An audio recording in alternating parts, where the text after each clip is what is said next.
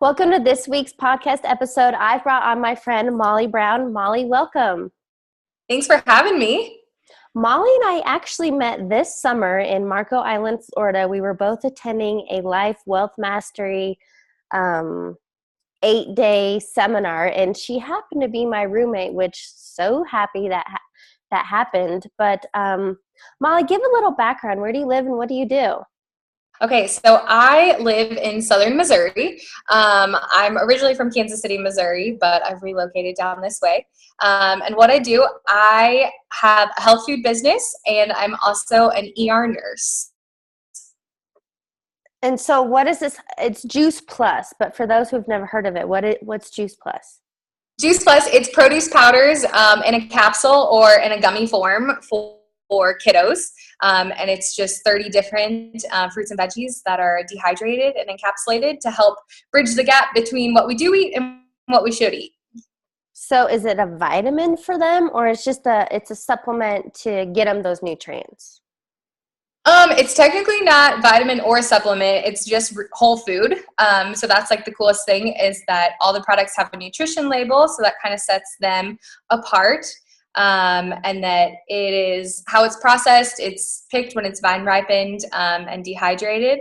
And so it's just meant to have a more affordable and convenient way to get a wide variety of whole food nutrition in your diet. And especially with all of our busy lives. Right. How did you get started with that? I got started with it. There was a lady I was nannying for, and it was back when I was in college, and she could see that I was a college soccer player and a nursing student, and that I was constantly tired, and that I was always needing an antibiotic for something or other. And she from the tired and fatigue standpoint, she was like, "Here, take these. You need them," and I've been a raving fan ever since. Awesome. So when you started taking these, what changes did you feel? What happened to you? This is so funny you're asking me because I was just doing a video for a teammate of mine about this. So my personal changes, I was chronically fatigued. My hair, skin, and nails were awful. I had to chop my hair off up to like here because it was completely dead. My nails were broken and I had all those disgusting hangnails. And I had really bad cystic acne that I wouldn't wish upon anybody. And then, like I said, I was a high-flying member of the Antibiotic of the Month Club. And the funny part about all of that is that I was a nursing student expecting to take care of the sick and tired when I was the sick and tired. So since then, fast forward 4 years later, and obviously my hair has grown back out. Total first world problems, but I can't get my nails done because they grow too quickly. And my skin has cleared up. And in the last 4 years, I've been sick twice. I have to ask you, and I guess I just got chills, and I want to find out. I used to also be on antibiotics all the time. I was always sick, and maybe TMI, but I'd like make out with a new guy, and I'd get sick. My immune system was shit. But I also want to know, and can you remember this, but back then in college, were you super stressed out, or like what were your thoughts? Where was your mind? What was going on then? Mindset wise, yes, I'm sure on the subconscious level I was stressed out. I was finishing up my senior year of playing soccer. I had started nursing school, which was extremely demanding. And I can honestly say mindset wise, I had never done any mindset work. And so I don't remember specifically, but I would say that I was in a poor place. And even just remembering back on some of those experiences, I was nowhere near where I am now. And I think it contributed, especially health-wise as well, towards the negative. Yeah, and I can tell when I'm actually getting over a cold now, and I had to sit back and I had to think, okay, what was going on through my mind and body besides being worn down on travel?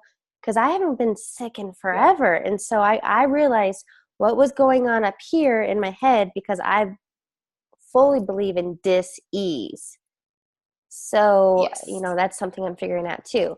But what I also want to discuss with you is along the mindset route, this whole and I'm sure as you're aware in Juice Plus and whatever, but this need or this desire to always be chasing the next fad or diet, or how do I get skinny, and how do I get, I mean, how do you Yeah. keep up with all that? And what's the Yeah. root problem, really? Exactly. I think that's a great question. You have so many people that are chasing so many different things. And I agree with you 100% with the dis-ease.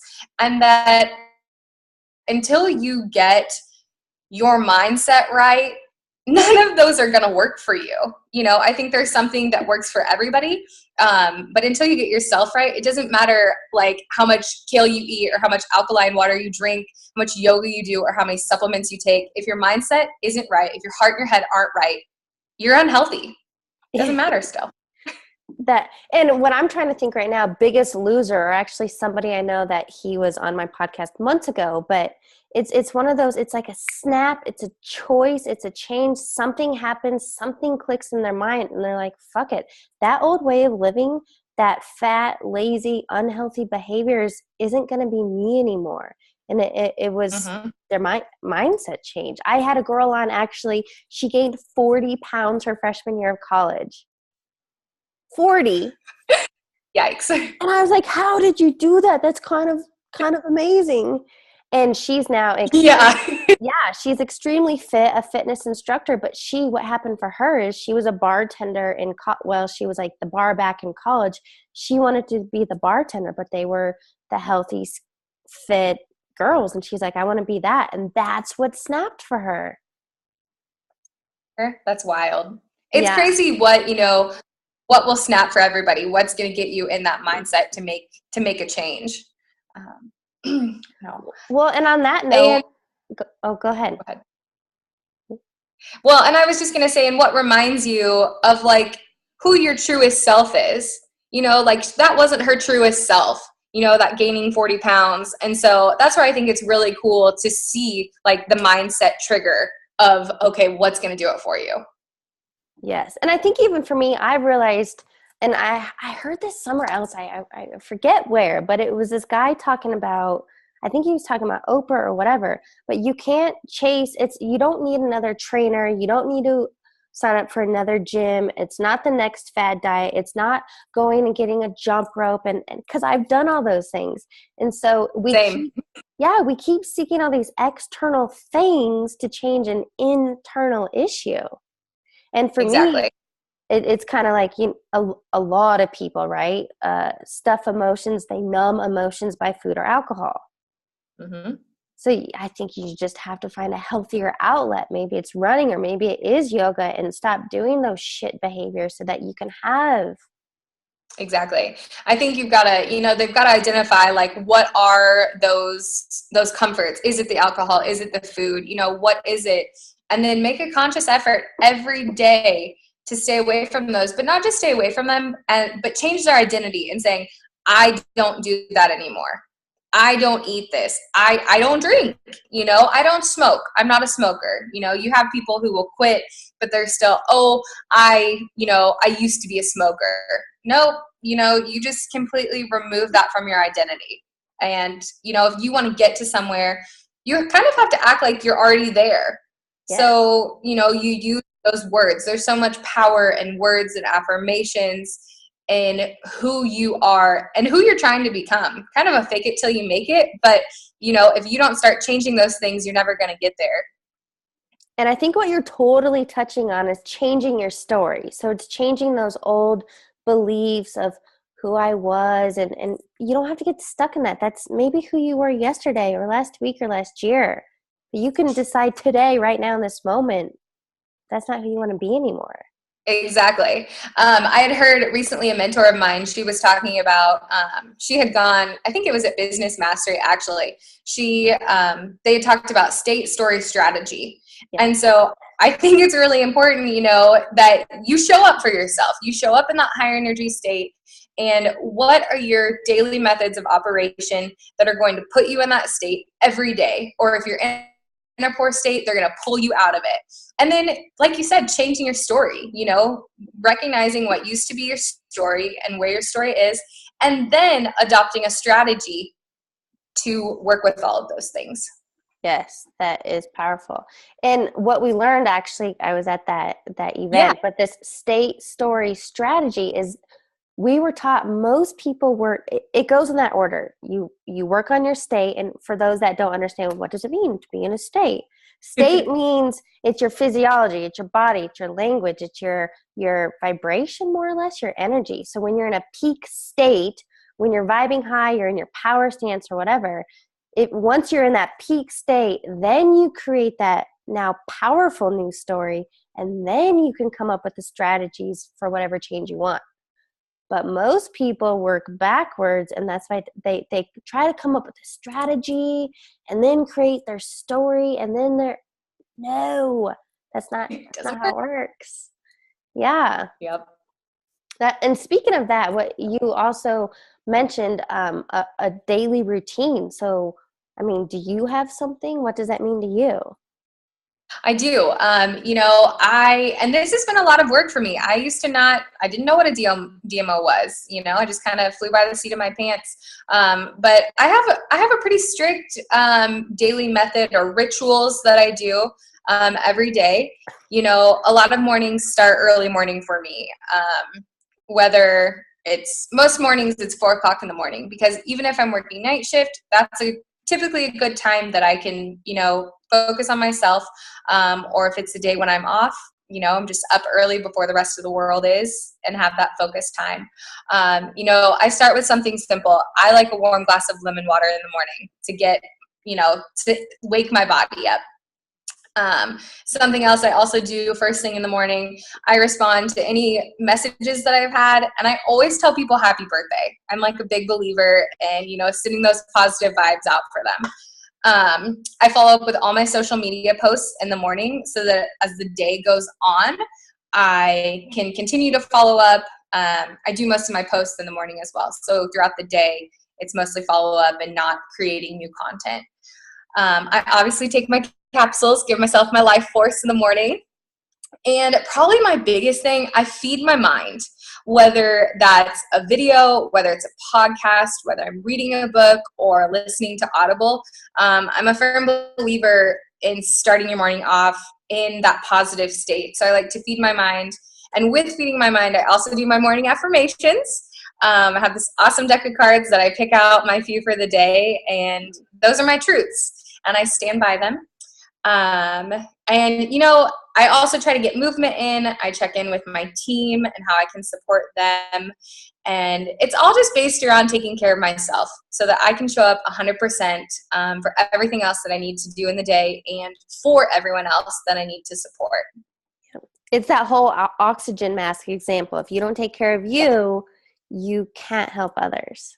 Yeah. So, and it sounds like that might have sounded like quite a few things, but it really happens pretty quickly. Like you just get into the routine, and it's not like, oh, I do this from this time to this time and then this time to this time. It's, it's just organic. I have to ask, what happens, or how does your day go when you don't do your morning rituals? It's not good. It's honestly, and I'm not just saying that. It really, I feel out of balance. Mm-hmm. And it just sets my day off on the wrong foot. And so if that does happen, I have to kind of take a step back and be like, okay, what have I not done yet today? And not to say that, there are mornings I don't drink my lemon water, but I like to recognize those things, and I've noticed that it throws me a little out of balance when I don't stick with them. And I hear that from everybody. And I think any of the big names, right? So Oprah, Tony Robbins, Richard Branson, Tim Ferriss. I mean, I could go on and on, but all these people are all about their morning routine, because without that, nothing. Yeah, those are the ways that I get in state. And so, just the same, I know that Tony Robbins would say, that's how, he does his things to get in state. And I think it's important to recognize what you do to get in state, so then you can go about your day. Yes. And then I want to ask you, kind of on a top note, what do you, Mm-hmm. I guess, how do I ask this? I'm going through some life changes and realizing that there are some people in my life that, although I love them and I want the best for them, Mhm. that in the end they're energy draining, or maybe they're not making the, and I don't want to judge them, but they're not making healthy choices that I want to be a part of. So how do you surround yourself with those up level people? I think first of all, you really have to learn to say no. No to those people, those things that aren't holding you to your highest and truest self. Because ultimately, in the end, proximity is power. It's power, and you have to recognize. It's not that you don't love those people, and it's not that you can't love those people from afar. Um, but you've got one life to live. Like, you've gotta do what's best for you and take care of yourself, and surround yourself with those people that energize you, ground you, and remind you of who you are. Because if not, then what else do you have? Yes, that's awesome. Okay, so I would like to wrap this up with rapid fire questions. I'm just going to ask, yeah, it's kind of, you just go with whatever what first comes to mind. Okay. All right, so what is one of your favorite quotes or motto that you live by?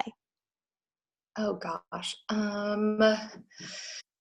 Oh, I love the Marianne Williamson quote that I'm probably like gonna mess up now, but um, about your fears and being your truest self, and that who are you to hold yourself back? Ultimately you're a child of God, and I can't even rattle it all off right now, but it's the Marianne Williamson.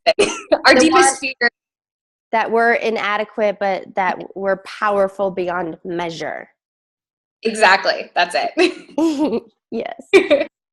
What advice would you give to your younger self?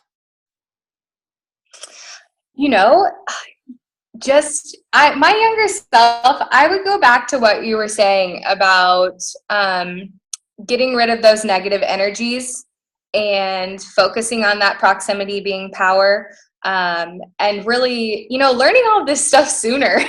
Honestly, about state and story and strategy, and how to up level yourself, and put a focus on upgrading your life. And so yeah, that'd be what I'd tell my younger self. All It's right. okay to say no.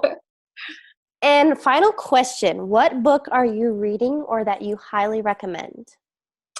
Okay. I highly recommend Start With Why by Simon Sinek. And actually, you know what? I want to take that back. I do love that book, but I highly recommend the How to Be a Badass book. Jen Sincero. Yes. I read that one, and I read the one related to money with that, and Yeah. just so many truths. And the next book I'm reading is actually going to be Take the Leap. What? Yes. Yeah, It's okay.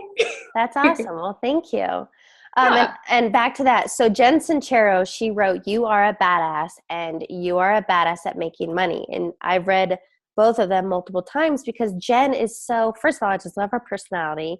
She's so Mhm. blunt, in your face, no bullshit. Because that's what life is all about. And I actually have her daily rip off calendar, and I look for Yes. it every morning. I rip it off, and I'm like, "What's she gonna tell me today?" I love that. Yes, Molly, thank you so much for joining me. Yes. Thank you for having me.